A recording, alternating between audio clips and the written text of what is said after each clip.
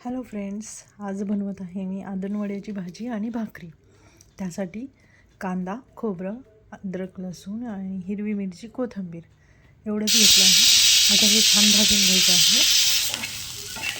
त्याच्यावरती मी लसूण, अद्रक, खोबरं, कांदा, हिरवी मिरची सगळं भाजून घेतलं आहे. नंतर आता मी ते मिक्सरमध्ये बारीक करत आहे. बारीक झालं आहे वाटण. एकीकडे मी तेल कढईमध्ये टाकून गरम झाल्यानंतर थोडासा गरम मसाला, दगडफूल, इलायची, लवंग, मिरी आणि आपला बारीक केलेला मसाला, कांदा खोबऱ्याचं वाटण हे टाकलं आहे. त्यामध्ये थोडंसं मीठ. आता मसाला छान परतून घ्यायचा आहे तेल सुटेपर्यंत.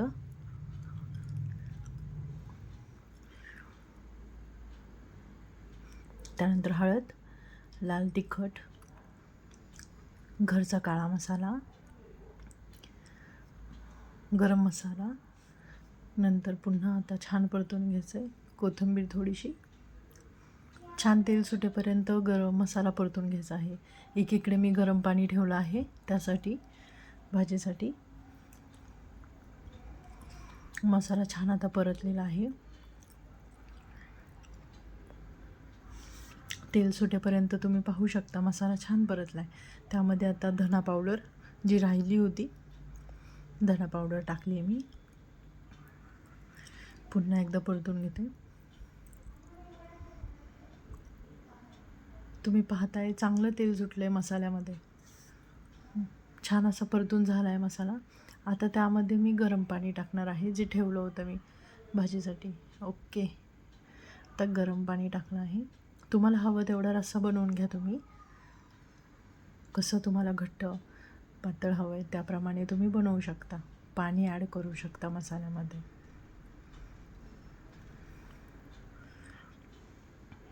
आता याच्यामध्ये मी थोडासा विसूर तो टाकला आहे.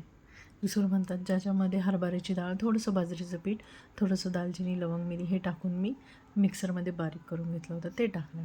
आता इकडे मी बेसन पीठ घेतलं आहे. त्यामध्ये जिरा, हळद, थोडंसं लाल तिखट आणि मीठ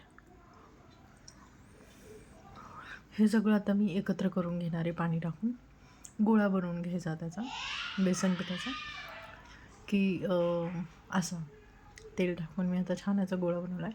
आता हे मी लाटून घेतला आहे बेसन पिठाचा तो गोळा. आता ह्याचे मी चकली बनवणार. सॉरी, चकली नाही, शंकरपाळ्या टाईप काप करून घेणार आणि ते मी भाजीला उकळी फुटल्यानंतर त्यामध्ये हे टाकून देणार. आता पाहू शकता भाजीला उकळी फुटली आहे आणि मी हे बेसन पिठाची आदणवडी टाकते आहे. आता हे छान शिजून द्यायचं आहे तुम्हाला, प्रॉपर व्यवस्थित शिजून द्यायचं आहे. 20 ते 25 मिनटं मी शिजून देते आहे. छान मस्त उकळी फुटते आहे भाजीला.